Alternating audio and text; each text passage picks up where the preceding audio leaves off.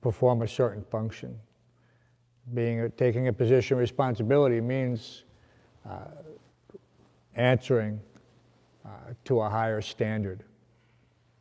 And that requires constant endeavor to maintain. You have to, what did Prabhupada say? Follow all the little rules and regulations. That becomes a burden for many.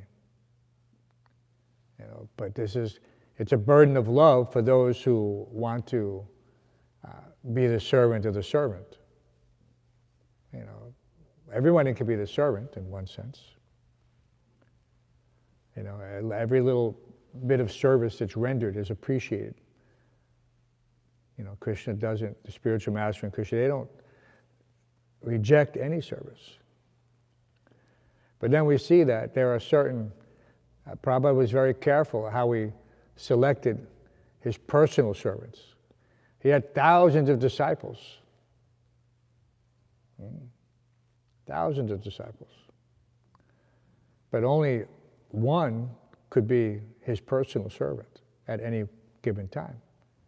And then there were other servants that also were facilitating. But there was always one person who was the contact person, point of contact. So we see this in all relationships. When we read Chaitanya Charitamrita, we see how different personalities are assisting in the pastimes of the Lord. These are very elevated considerations that are there for our edification. But we don't artificially try to, put these role-playing situations in our current state of affairs.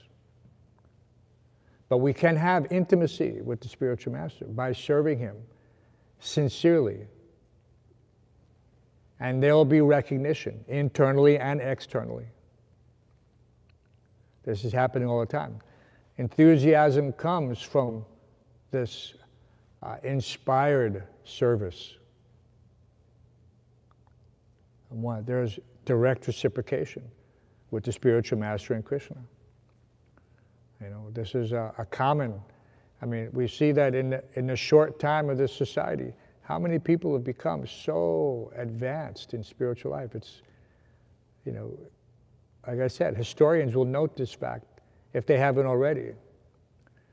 The transformative power of this Bhagavat Dharma. Yeah, there's nothing like it.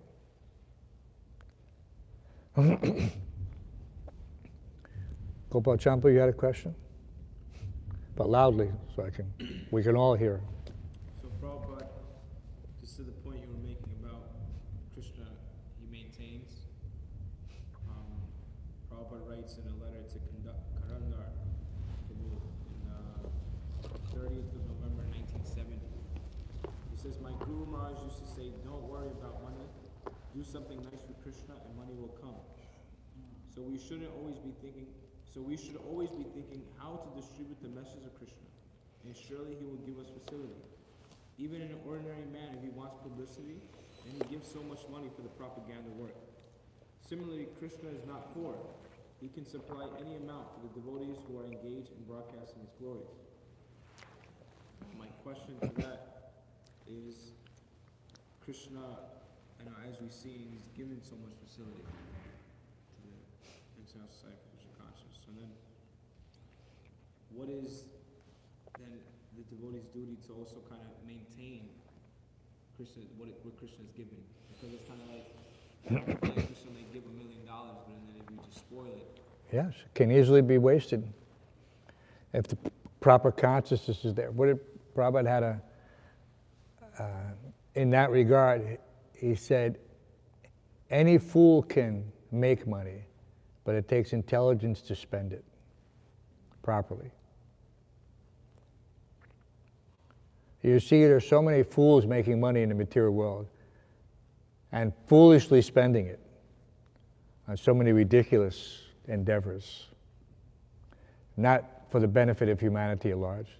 because they think that they're giving their experience, their small efforts and successes in fields of technology are something great.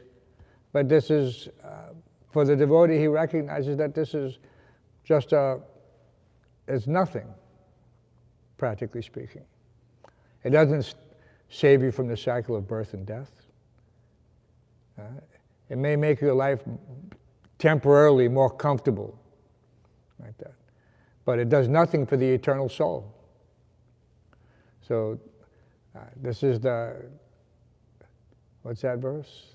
Nasato vidyate bhavo, nabhavo vidyate satak, ubayorpi ajustontas, tonios tattvadarshana. That the sages, they understand what is the difference between substance. They understand that substance is eternal. And that these topics, this endeavor, this has real meaning. And everything else has only, and because it's temporary, it really has no meaning. It's used for maintaining the body and soul together. That's all. That's all. They have groups called survivalists. You've heard them? Survivalists. They concentrate on the bare necessities of existence in the event that there's an apocalypse, how to survive the apocalypse. So they have food stashes and all types of implements and accoutrements that if everything else was destroyed, still they could survive. The fact is that already we're in that so-called apocalypse. This world is already destroyed, just like Krishna told Arjuna. All these soldiers, everyone, they're already dead in one sense, the body.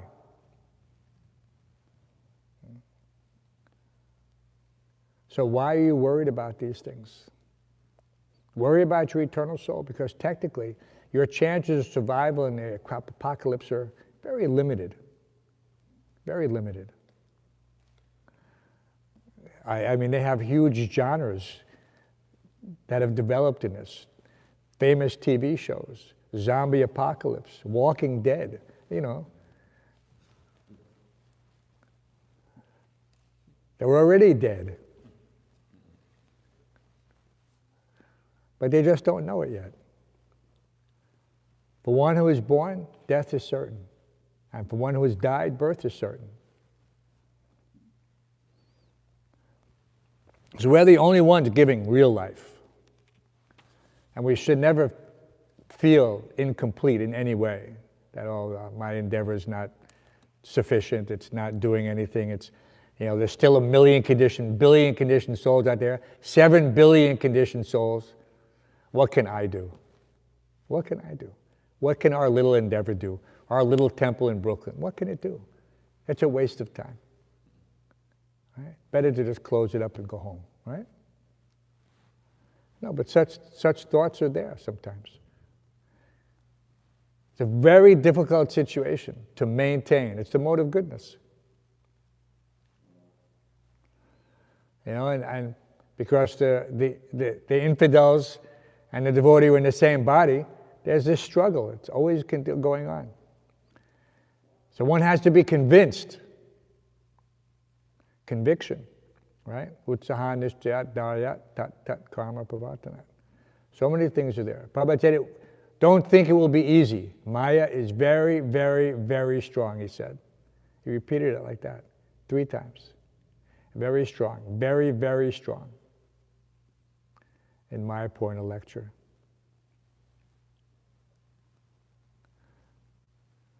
But ultimately, we can conquer over Maya by just staying close to the instructions of the spiritual master and attempting to please Krishna, however little our endeavor may seem. We have the story in the Ramayana of the spiders and the monkeys. Everyone was doing what they could. And some were criticizing, well, what can you do with your little pebble? The monkeys were strong, they could carry big stones. But what can the spider carry? He could carry this tiny, tiny little stone. But the Supreme Personality of God had acknowledged their contribution. So this, we can consider it any way we like in that respect. That even if my endeavor is small, still, it has a cumulative contribution.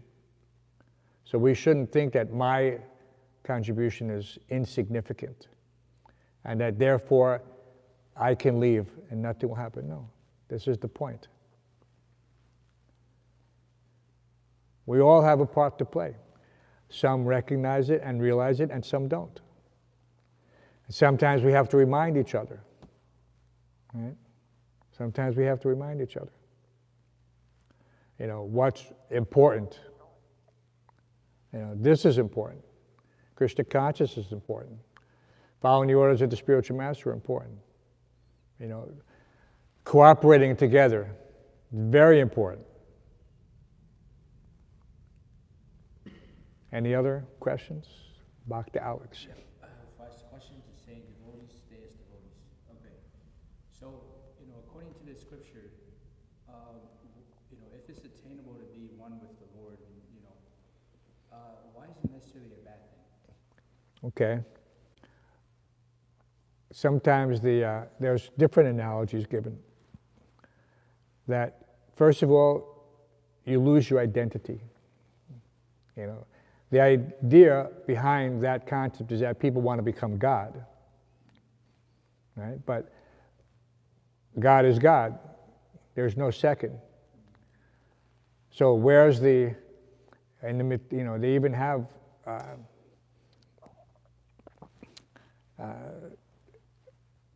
just like Europe pointed out, or who was pointing out, this concept in the early stages, on the Prabhupada Memories, one of my godbrothers, when he first came to the temple, he noticed how the deities resembled the concept of yin and yang, the black and white.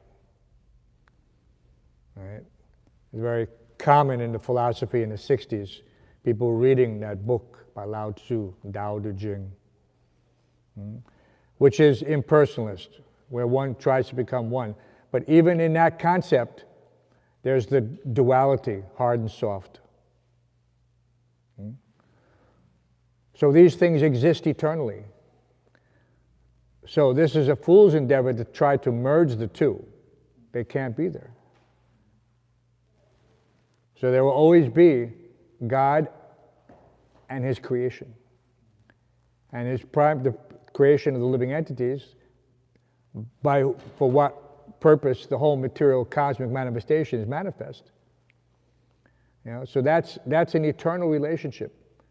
God and His energy, just like the sun and the sunshine. The spark of the sun never becomes